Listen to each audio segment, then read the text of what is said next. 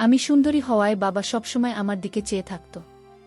আমি যখন বাবাকে জিজ্ঞেস করতাম, বাবা তুমি আমার দিকে এমনভাবে চেয়ে থাকো কেন, আমি তো তোমার ছোট মামনি।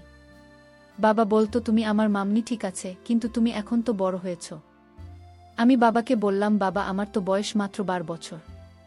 আমার বয়স আর কি হয়েছে? বাবা বলল, এই বয়সে তো তোমাকে অনেক সুন্দর লাগছে। তারপর বাবা একদিন রাতে চুপি চুপি আমার ঘরে গেল। আমার জন্য শরবত নিয়ে এল। আর সেই শরবত খেয়ে আমি অজ্ঞান হয়ে গেলাম। তারপর বাবা আমার সাথে সারা রাত। আমি 12 বছরের অনেক সুন্দরী কুমারী মেয়ে, আমার বিয়ে হয়নি, তা সত্ত্বেও একদিন সকালবেলা ঘুম থেকে উঠে দেখলাম আমি গর্ভবতী হয়ে গেছি। আমি ছেলের বেশে ছেলের পোশাক পরে বাইরে বের হতাম এবং আমি ছেলের সাথে একটা ছোট কোম্পানিতে কাজ করতাম। আমি দেখতে এতটাই সুন্দরী ছিলাম যে আমার নিজের বাবা আমার উপরে নিহত খারাপ করেছিল। আমি তো স্বপ্নেও ভাবিনি যে আমার নিজের জন্মদাতা আমার সঙ্গে এরকম করবে এবং আমার পুরো জীবনটাকে তছনছ করে রেখে দেবে। আমার সৌন্দর্যটাই আমার জীবনের কাল হয়ে দাঁড়িয়েছিল। আসলে আমার বাবা কোনো কাজ বাজ করতেন না। উনি তো সারাদিন মাতাল হয়ে বাড়িতেই পড়ে থাকতেন এবং মা অনেক কষ্ট করে সংসার চালান। আমি তো ছোট থেকে অনেক কষ্ট দেখে বোর হয়েছিলাম। আমরা 4 ভাই বোন ছিলাম। বড় হওয়ার পর যখন আমি এটা বুঝতে পারলাম যে আমাদের সংসারে অনেক অভাব রয়েছে, তখন আমি বাধ্য হয়ে বাইরে কোনো ছোটখাটো কাজের খোঁজ করতাম। কারণ আমাদের বাড়ির পরিস্থিতি এতটাই খারাপ হয়ে গিয়েছিল যে আমাদের সঙ্গে আমার ছোট ভাই বোনেদের না খেয়ে দিন কাটাতে হতো। তার মাঝে আমি সিদ্ধান্ত নিয়েছিলাম যে কোনো একটা ছোটখাটো কাজকর্ম করে আমার ভাই বোনেদের লালন পালন করতে হবে। কিন্তু আমার 12 বছর বয়স হতে না হতেই বাবা আমার বিয়ে দেওয়ার জন্য পাত্রের খোঁজ করে। যখন বাবাকে বলেছিলাম আমি বাড়ির বাইরে গিয়ে কোনো কাজকর্ম করতে চাই, তখন আমার বাবা বলেছিল বাড়ির বাইরে বেরিয়ে কাজ করার কোনো দরকার নেই। উনি চাইতেন না যে আমি বাড়ির বাইরে গিয়ে কোনো কাজকর্ম করি। তারপর আমার বাবা মা বিয়ে দেওয়ার জন্য আমাকে অনেক চাপ দিয়েছিল। বাবা মায়ের কথা শুনে আমি বাধ্য হয়ে বিয়ে করতে রাজি হয়েছিলাম। কিন্তু আমার যে ছেলেটার সঙ্গে বিয়ে হতে চলেছিল, সেই ছেলেটির অনেক টাকার সম্পত্তি ছিল, কিন্তু তার চরিত্র খুব খারাপ ছিল। আসলে ওই ছেলেটির এর আগেও নাকি 2টা বিয়ে হয়েছিল, কিন্তু তার কাছে একটাও স্ত্রী টেকেনি। পরে তার সাথে যখন আমার বিয়ে ঠিক হয় তখন জানতে পেরেছিলাম ছেলেটা নাকি আমাকে দিয়ে একটা চায়ের দোকান চালাবে আর মাঝে মাঝে আমাকে দিয়ে অন্য ব্যবসাও চালাবে। এই জন্যই আমাকে বিয়ে করতে চেয়েছিল। আমি যখন ছেলেটির ব্যাপারে জানতে পেরেছিলাম যে সে তো আমাকে বিয়ে করার পরে আমাকে দিয়ে খারাপ কাজ করাবে, তাই আমি এই কথাগুলো বাবা ও মাকে বলেছিলাম। কিন্তু বাবা ও মায়ের কথা শোনার পরে আমার কলিজাটা কেঁপে উঠেছিল। কারণ আমার বাবা মা সব কিছু জানার পরেও আমার বিয়ে ওই চরিত্রহীন ছেলেটির সঙ্গে দিতে চেয়েছিল। কারণ ওই ছেলেটি আমার বাবাকে বলেছিল প্রত্যেক মাসে নাকি তাদের সংসারের খরচ দেবে, এবং টাকার লোভে বাবা মা আমার বিয়ে একটা চরিত্রহীন লোকের সঙ্গে দিতে চেয়েছিল। আমি যখন এই বিয়েতে বাধা দেওয়ার চেষ্টা করেছিলাম, তখন আমার মা পার্সোনালভাবে আমাকে বলেছিল, তুমি কি আমাদের ব্যাপারে ভাবিস না? তোর কি আমাদের উপরে দয়া মায়া নেই? হ্যাঁ, আমরা তো সব কিছু জানার পরেও এই বিয়েতে রাজি আছি। কারণ এই ছেলেটার সঙ্গে তোর বিয়ে হলে আমরা সবাই উদ্ধার হয়ে যাব।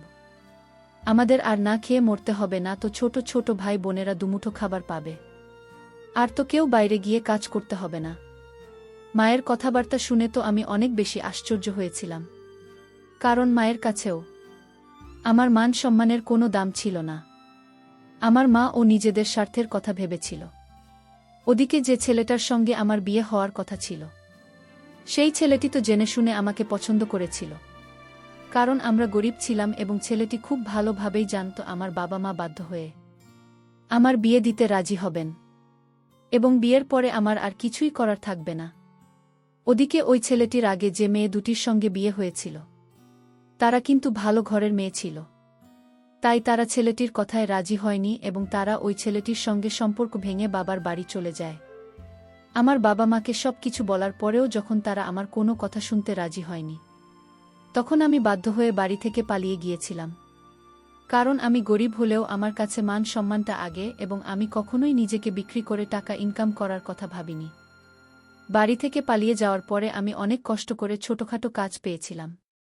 সেখানে আমি ছেলের ভেসে যেতাম এবং তখনও কেউ বুঝতে পারেনি যে আমি ছেলে নয়, একজন মেয়ে ছিলাম। তাও আমি এতটাই সুন্দর ছিলাম যে ছেলের ভেসেও যখন আমি রাস্তায় বের হতাম তখন সবাই আমাকে ঘুরে ঘুরে দেখতে। বাড়ি থেকে পালিয়ে যাওয়ার কয়েক মাস বাদে আমি বাবা মায়ের সঙ্গে দেখা করেছিলাম এবং সেখান থেকেও আমার ডিউটিতে যাওয়া আসা করতাম। তার আগে কিন্তু আমি একটা ভাড়া বাড়িতে থাকতাম এবং যে ঘরে আমি ভাড়া থাকতাম সেখানে আমরা 5 জন ছিলাম এবং তারা সবাই ছেলে ছিল। ছেলের মাঝে আমি ছেলের ভেসে থাকতাম। কেউ জানতেও পারেনি যে আমি একজন মেয়ে ছিলাম। আসলে আমি এতটাই সুন্দর ছিলাম যে মেয়ে সেজে বাইরে গিয়ে কোম্পানির কাজ করা আমার জন্য ঠিক ছিল না। তাই আমাকে বাধ্য হয়ে ছেলে সেজে বাড়ির বাইরে বেরিয়ে কাজ করতে হয়েছিল।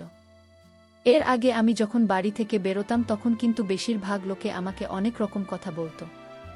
আমার সৌন্দর্যটাই জীবনের কাল হয়ে দাঁড়িয়েছিল।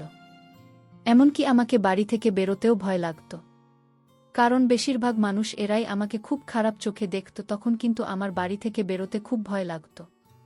তাই আমাকে বাধ্য হয়েছেন এসেছে বাড়ি থেকে বেরোতে হতো যাতে কোনো লোকের খারাপ নজর আমার উপরে না পড়ে। তারপর আমি যখন ছেলের সঙ্গে ওই ঘরে ভাড়া থাকতাম তখন কিন্তু ওই ছেলেরাও নিজেদের কাজে সারাদিন ব্যস্ত থাকত। তারা সকালে বাড়ি থেকে বেরিয়ে যেত এবং রাত্রি 10টার সময় বাড়ি ফিরে আসত। তাদের সঙ্গে খুব একটা বেশি কথা হতো না এবং তারা তো আমার দিকে খুব বেশি দিন দেয়নি যে আমি একজন মেয়ে ছিলাম এবং আমি যাদের সঙ্গে ভাড়া থাকতেন তারা কিন্তু নিজের কাজের সঙ্গে মতো রাখত। একজন মেয়ে হয়ে 4টি ছেলের সঙ্গে নিজের ছেলে সেজে থাকা মুখের কথা নয়। এবং মাঝে মধ্যে তো আমার এটা ভেবে খুব ভয় হতো যে তাদের যদি আমার উপর সন্দেহ হয় যে আমি একজন ছেলে নয় মেয়ে, তখন আমার কি হবে। এই 4 জনের মাঝে আকাশ বলে একটা ছেলে ছিল।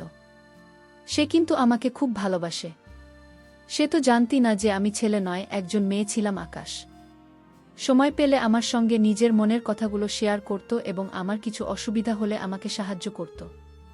বেশ কয়েক মাস হয়ে যাওয়ার পরে আমি যখন নিজের বাড়ি ফিরে গেছিলাম বাবা মায়ের সঙ্গে দেখা করার জন্য এবং তাদের এটা বলার জন্য যে আমি একটা কোম্পানিতে ছোটখাটো কাজ পেয়েছি, তখন বাড়ি যাওয়া মাত্রই আমার বাবা তো আমার দিকে ঘুরেও তাকাননি। এমনকি আমি বাড়ি গিয়ে যখন মায়ের হাতে টাকা দিয়েছিলাম তখন মা এটা দেখে খুব খুশি হয়েছিল যে আমি সৎ পথে টাকা ইনকাম করে তার হাতে টাকা দিয়েছে। কিন্তু বাবা তো আমার সঙ্গে কথাও বলেননি। আমি চেষ্টা করেছিলাম বাবার সঙ্গে কথা বলার, কিন্তু বাবা তো আমার দিকে ঘুরেও তাকাননি। বাবা তখন আমাকে শুনিয়ে আমাকে বলেছিল, তোমার মেয়েকে বলে দাও এরকমভাবে ছেলে সে বাইরে গিয়ে কতদিন কাজ করবে, একদিন না একদিন তো সবাই জানতে পেরে যাবে যে ওর ছেলে এসেছে বাইরে গিয়ে কাজ করছে, আর এমনিতেও বাড়ি থেকে পালিয়ে তো আমাদের মান সম্মান সবকিছু নষ্ট করে দিয়েছে। তাহলে ওর আবার এই বাড়িতে ফিরে আসার কি দরকার ছিল। ভেবেছিলাম ইনকাম করে বাবার হাতে টাকা দিলে বাবা সবকিছু ভুলে গিয়ে আমাকে ক্ষমা করবে এবং খুশি হয়ে যাবে। কিন্তু বাবা তো সেই কথাটা ভেবে বসেছিল যে আমি তার পছন্দের ছেলের সঙ্গেই বিয়ে করিনি। কিন্তু যতই হোক এই কথাটা সত্যি ছিল যে খুব বেশি দিন ছেলে এসেছে বাইরে কাজ করতে পারতাম না।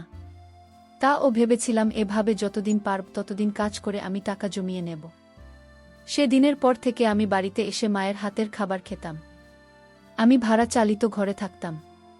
একদিন হঠাৎ করে আমার শরীর খুব খারাপ হয়েছিল ওই সময়, কিন্তু আমার ভাড়ার ঘরে বাকি ছেলেরা ছিল না, এমনকি আকাশ সেদিন ছিল না এবং আমি বুঝে গিয়েছিলাম যে শরীর খারাপ থাকা অবস্থায় কিন্তু আমি নিজের সত্যিটা তাদের থেকে বেশি দিন লুকিয়ে রাখতে পারব না এবং আমি হয়তো ধরা পড়ে যাবে।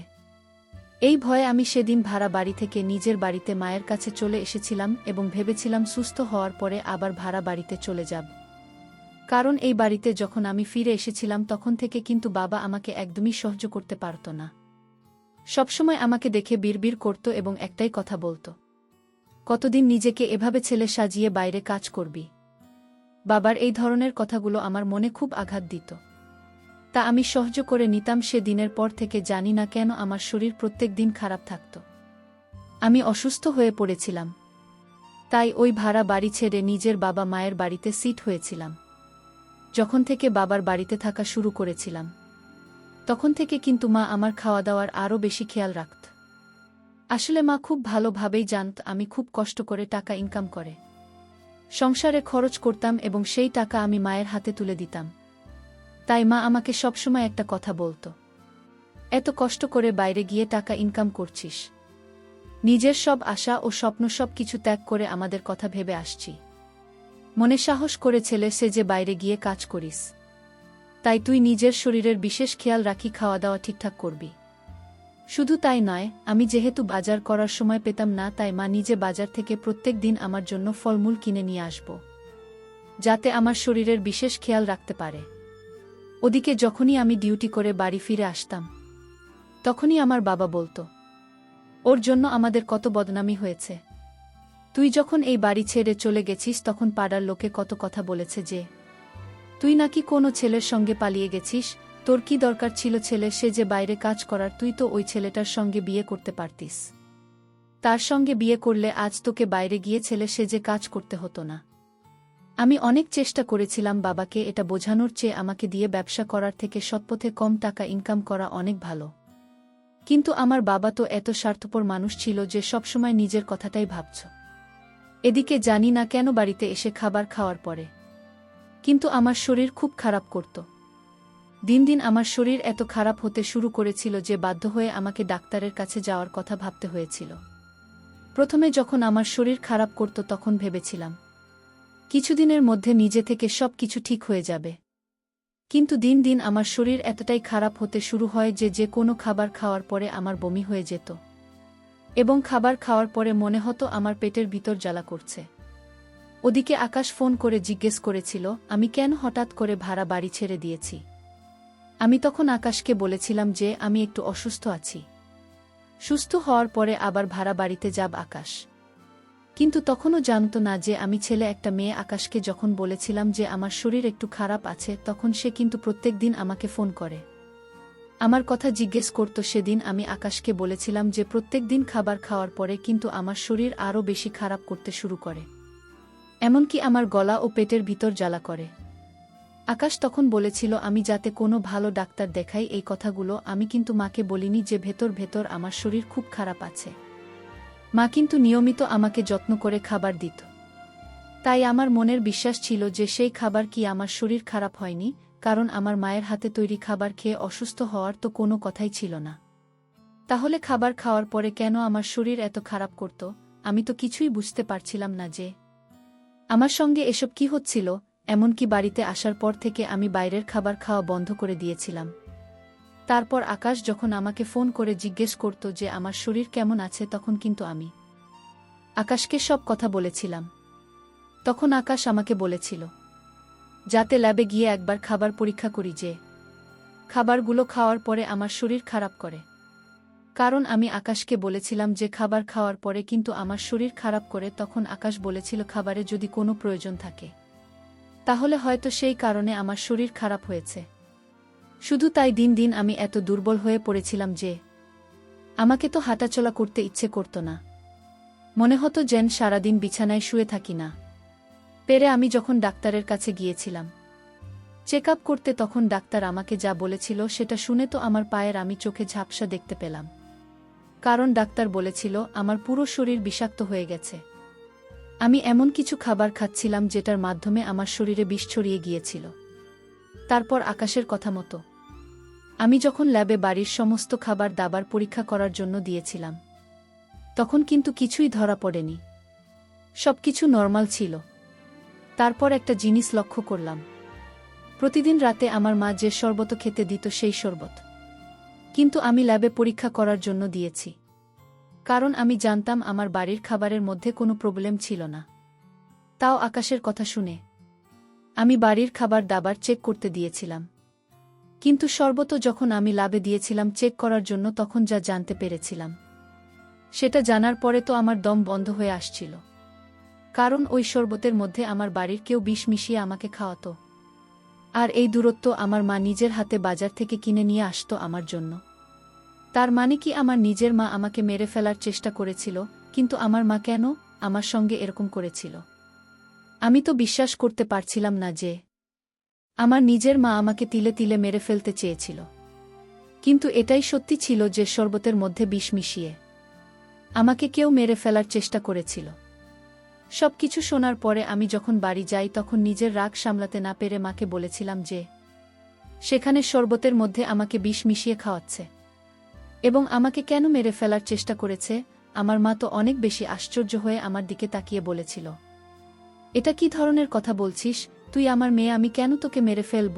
আমার মা তো স্বীকার করতে রাজি ছিল না যে শরবত এর মধ্যে সে আমাকে বিষিয়ে দেয়। এদিকে আমি নিজেই বুঝতে পারছিলাম না যে আমি কিভাবে জানতে পারবে যে কি আমাকে মেরে ফেলতে চাইছে।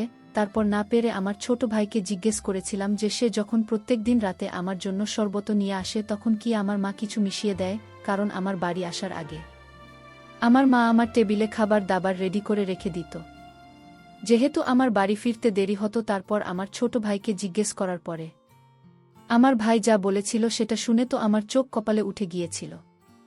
আমি তো বিশ্বাস করতে পারছিলাম না যে আমার বাড়ির লোক আমার সঙ্গে এরকম করতে পারে। এবং কেন আমার সঙ্গে এরকম করেছিল? আসলে আমার ভাই বলেছিল সে যখন রাত্রিবেলা আমার বাড়ি আসার আগে আমার জন্য শরবত নিয়ে আসার আগে নাকি। প্রিয় বন্ধুরা, গল্পটি ভালো লাগলে অবশ্যই কমেন্ট করে জানাবেন। আর নিয়মিত এমন আলাদা স্বাদের গল্প শুনতে ভিডিওটিতে লাইক এবং চ্যানেলটিকে সাবস্ক্রাইব করে সাথেই থাকুন। আর হ্যাঁ, নোটিফিকেশন বেলটি অল করে রাখবেন যাতে পরবর্তী গল্প সবার প্রথমে আপনাদের কাছে পৌঁছে যায়। ধন্যবাদ বন্ধুরা, ধন্যবাদ সবাইকে।